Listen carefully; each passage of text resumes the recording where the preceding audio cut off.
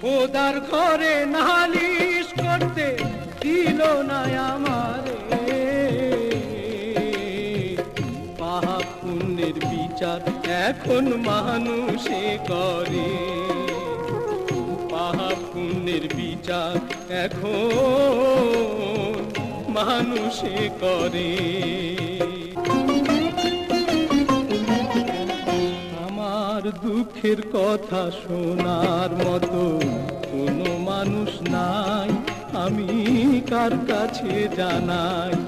আমার চোখের পানি মোছার মতো আপন কেহ নাই, আমি কোথায় পাবো ঠাই?